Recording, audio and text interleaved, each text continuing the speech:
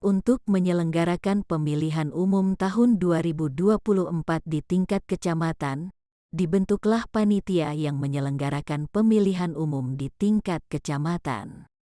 Sesuai dengan Undang-Undang Nomor 7 Tahun 2017 tentang Pemilihan Umum, Pasal 1 Angka 11, panitia pemilihan kecamatan yang selanjutnya disingkat PPK, adalah panitia yang dibentuk oleh KPU Kabupaten Kota untuk melaksanakan pemilu di tingkat kecamatan atau nama lain.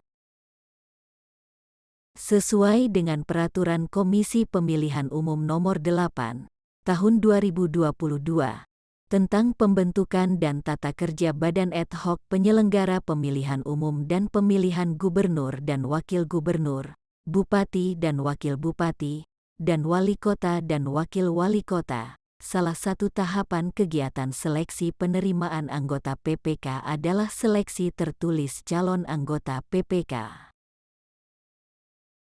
Materi seleksi tertulis untuk calon PPK ini umumnya berkaitan dengan pengetahuan umum maupun teknis kepemiluan antara lain wawasan kebangsaan, dasar negara, konstitusi, tata negara dan pemerintahan, demokrasi dan sistem kepartaian, kelembagaan pemilu, kepemiluan, dan tata kelola pemilu dan pemilihan. Sesuai dengan Keputusan KPU Nomor 476 Tahun 2022, tentang Pedoman Teknis Pembentukan Badan Ad Hoc Penyelenggara Pemilihan Umum dan Pemilihan Gubernur dan Wakil Gubernur, Bupati dan Wakil Bupati, dan Wali Kota dan Wakil Wali Kota, seleksi tertulis dilaksanakan pada wilayah kabupaten kota setempat dengan memanfaatkan perangkat teknologi informasi dan menjamin asas efektif, efisien serta keterbukaan dalam pelaksanaannya. Untuk maksud tersebut di atas, penggunaan alat tes dengan bantuan komputer yang dikenal dengan CAT atau komputer asisten tes menjadi pilihan yang tak terelakkan. Penggunaan CAT sebagai alat tes dengan bantuan komputer ini diketahui mengedepankan objektivitas, menghindari hal subjektif dari penguji. Penilaian dilakukan oleh sistem, selain dapat dipertanggungjawabkan, dapat diketahui langsung hasilnya oleh peserta usai mengikuti tes. Pembelajaran dengan simulasi model CAT ini semata-mata hanya sebagai salah satu alternatif pembelajaran. Ini bukan tes yang sebenarnya, dan tidak terkait sama sekali dengan pihak yang secara resmi memproduksi dan melaksanakan tes calon anggota PPK untuk pemilu tahun 2024.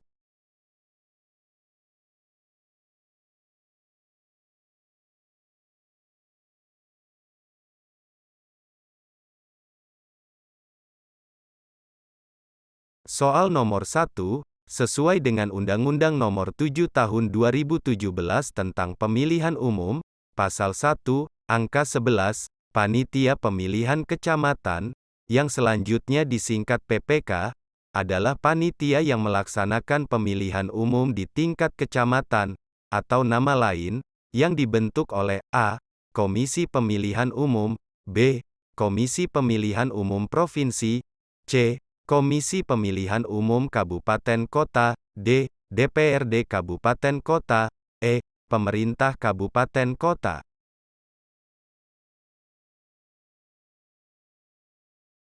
Jawaban terhadap soal nomor 1 adalah C, yaitu Komisi Pemilihan Umum Kabupaten Kota. Soal nomor 2, sesuai dengan Undang-Undang Nomor 7 Tahun 2017 tentang Pemilihan Umum, Pasal 51, Ayat 3, PPK, dibentuk paling lambat 6 bulan, sebelum penyelenggaraan pemilu, dan dibubarkan, A.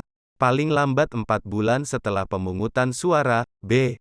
Paling lambat 3 bulan setelah pemungutan suara, C. Paling lambat 2 bulan setelah pemungutan suara, D.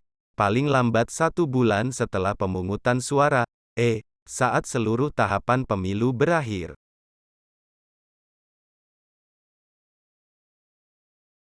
Jawaban terhadap soal nomor 2 adalah C, yaitu paling lambat 2 bulan setelah pemungutan suara.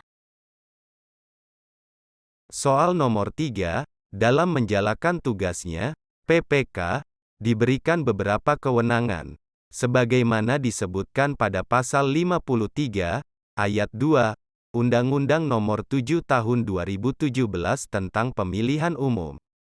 Berikut ini yang bukan merupakan kewenangan PPK: A. Mengumpulkan hasil penghitungan suara dari seluruh TPS di wilayah kerjanya. B. Melakukan penghitungan suara di tiap-tiap TPS di wilayah kerjanya. C. Melaksanakan wewenang lain yang diberikan oleh KPU Provinsi sesuai dengan peraturan perundang-undangan. D. Melaksanakan wewenang lain yang diberikan oleh KPU Kabupaten Kota sesuai dengan peraturan perundang-undangan. E. Melaksanakan wewenang lain sesuai ketentuan peraturan perundang-undangan.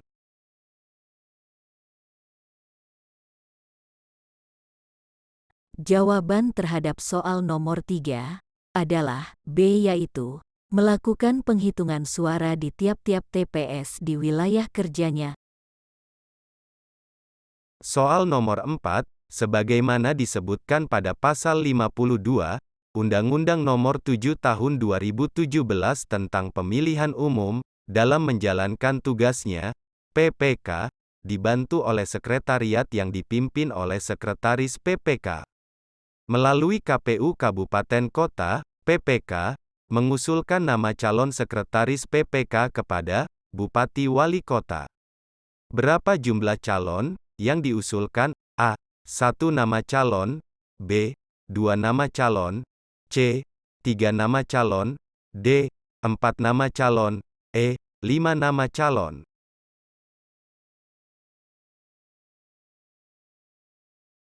Jawaban terhadap soal nomor 4 adalah C, yaitu 3 nama calon.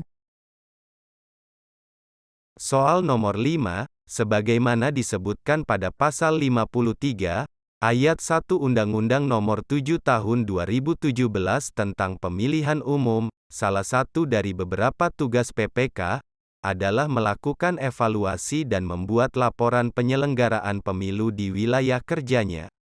Evaluasi dan laporan ini dibuat oleh PPK: A. Pada awal masa kerja. B. Sebelum berakhir masa kerja. C. Setelah berakhirnya masa kerja. D. Setiap bulan.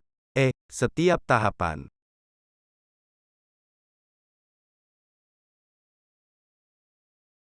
Jawaban terhadap soal nomor 5 adalah E, yaitu setiap tahapan. Soal nomor 6, berikut ini, termasuk kewajiban PPK, kecuali A.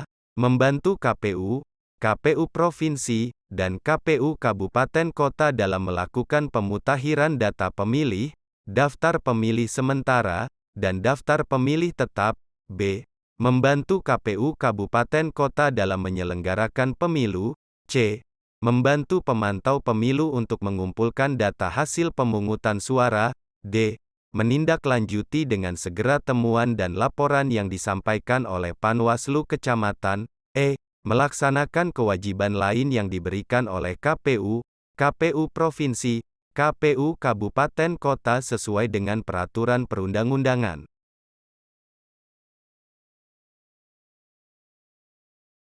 Jawaban terhadap soal nomor 6 adalah C, yaitu membantu pemantau pemilu untuk mengumpulkan data hasil pemungutan suara.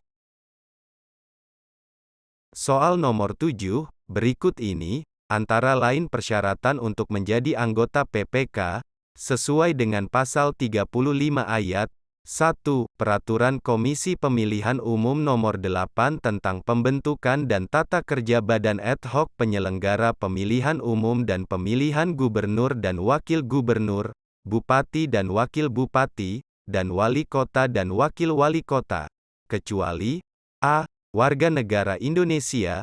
B. Berusia paling rendah 17 tahun. C. Mampu secara jasmani, rohani dan bebas dari penyalahgunaan narkotika. D. Berpendidikan paling rendah sekolah menengah atas atau sederajat. E. Belum pernah menjabat 2 kali secara berturut-turut sebagai anggota PPK.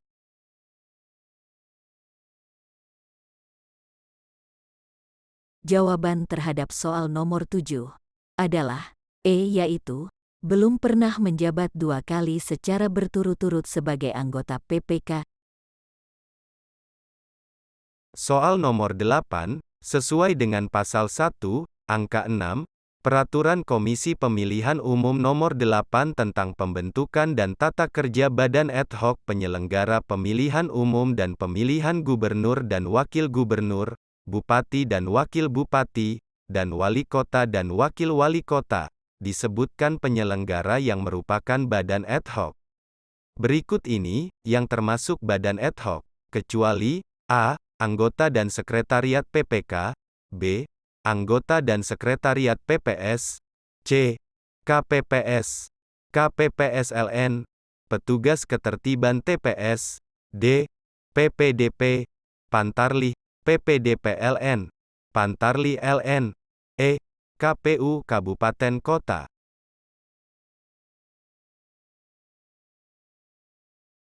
Jawaban terhadap soal nomor 8 adalah E, yaitu KPU Kabupaten Kota.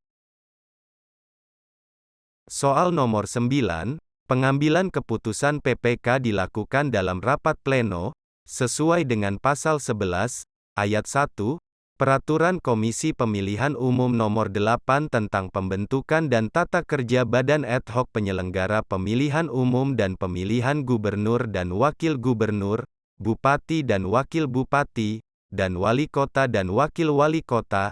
Rapat pleno PPK dinyatakan sah jika dihadiri oleh paling sedikit A. 1 orang anggota PPK, B. 1/3 dari jumlah anggota PPK, C.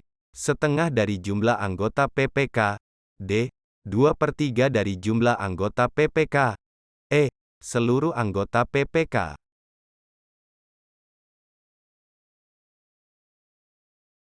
Jawaban terhadap soal nomor 9 adalah D, yaitu 2/3 dari jumlah anggota PPK. Soal nomor 10, di bawah ini, yang bukan merupakan sikap pengamalan dari sila-sila Pancasila adalah A. Tidak memaksakan pendapat kepada orang lain, B. Menggunakan produksi dalam negeri, C. Saling menghormati dengan sesama daerah saja, D. Mengembangkan sikap adil terhadap sesama, E. Melaksanakan pekerjaan dengan sungguh-sungguh.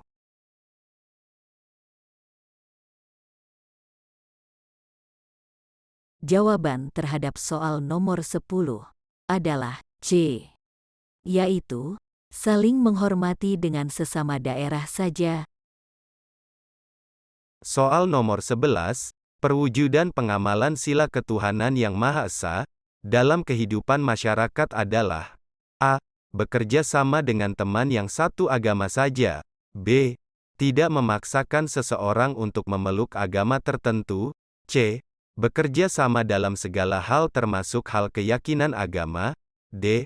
Menengok teman yang sakit jika berasal dari satu daerah, E.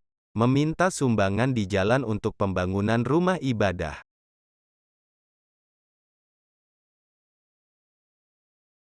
Jawaban terhadap soal nomor 11 adalah B, yaitu tidak memaksakan seseorang untuk memeluk agama tertentu.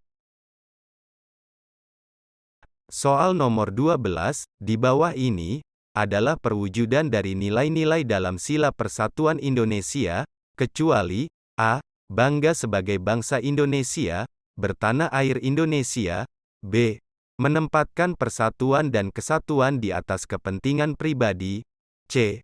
Mengadakan kompetisi kebudayaan daerah dan lagu daerah, D. Rela berkorban untuk kepentingan bangsa dan negara, E. Memberikan seluruh tabungan yang dimiliki kepada fakir dan miskin.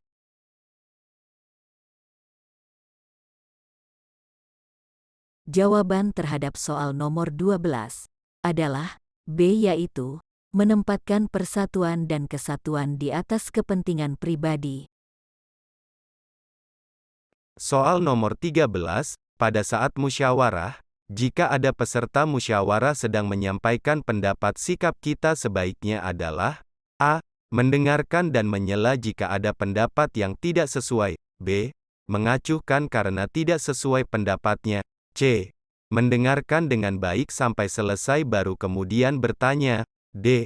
Mendengarkan sambil berbincang-bincang dengan teman sebelahnya. E. Menyangkal setiap pendapat yang disampaikan.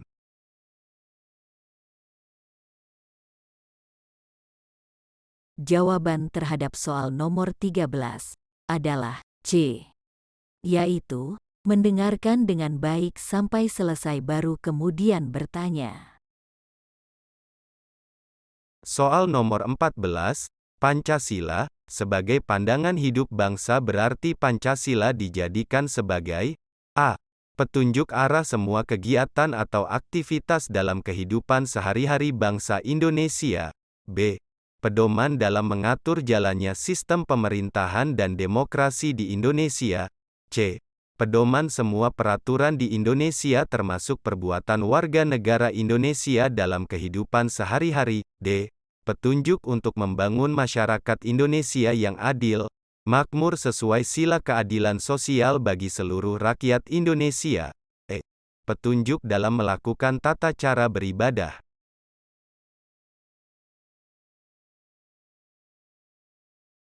Jawaban terhadap soal nomor 14 adalah A, yaitu petunjuk arah semua kegiatan atau aktivitas dalam kehidupan sehari-hari bangsa Indonesia.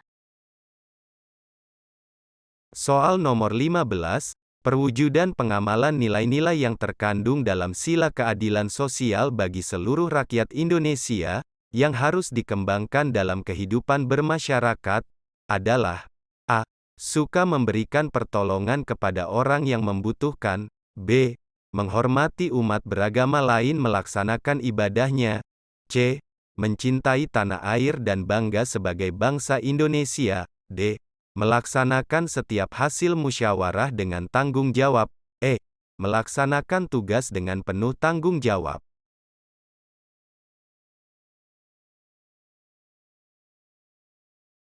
Jawaban terhadap soal nomor 15 adalah A, yaitu suka memberikan pertolongan kepada orang yang membutuhkan.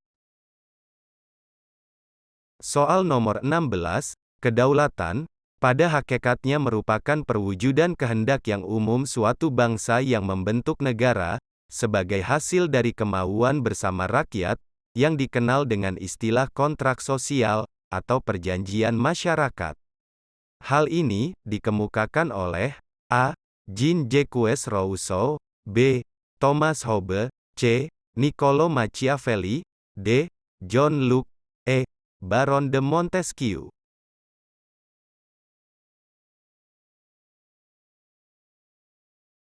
Jawaban terhadap soal nomor 16 adalah A, yaitu Jean-Jacques Rousseau. Soal nomor 17, jika terus-menerus terjadi saling permusuhan, eksistensi manusia akan terancam.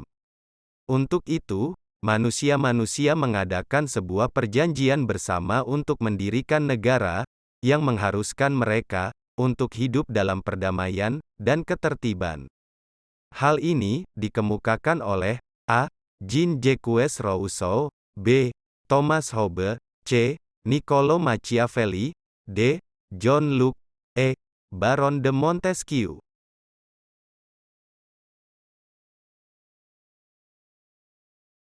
Jawaban terhadap soal nomor 17 adalah B, yaitu Thomas Hobbes. Soal nomor 18, tujuan negara adalah untuk memupuk kekuasaan, guna mencapai kemakmuran rakyat. Pemerintah atau penguasa adalah sarana untuk memupuk dan menggunakan kekuasaan. Hal ini dikemukakan oleh A. Jean-Jacques Rousseau, B. Thomas Hobbes, C. Niccolo Machiavelli, D. John Locke, E. Baron de Montesquieu.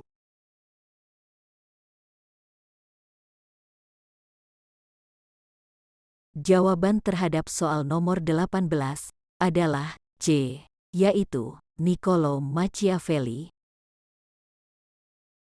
Soal nomor 19, pembagian kekuasaan di dalam negara, ke dalam 3 bagian kekuasaan yaitu legislatif, eksekutif, dan federatif, dikemukakan oleh A. Jean-Jacques Rousseau, B. Thomas Hobbes, C. Niccolo Machiavelli, D. John Locke, E. Baron de Montesquieu.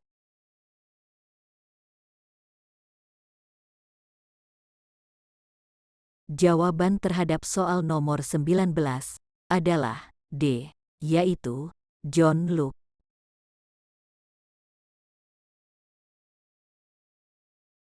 Soal nomor 20, pembagian kekuasaan, di dalam negara ke dalam 3 bagian kekuasaan yaitu legislatif, eksekutif, dan yudikatif, dikemukakan oleh A. Jean-Jacques Rousseau, B. Thomas Hobbes, C. Niccolo Machiavelli, D. John Locke, E. Baron de Montesquieu.